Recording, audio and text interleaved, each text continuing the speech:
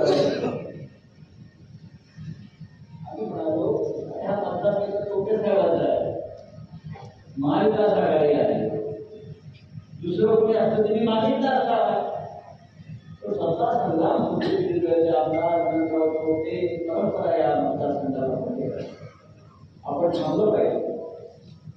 आणि महाविकास आघाडीने उद्धव ठाकरे साहेबांच्या आज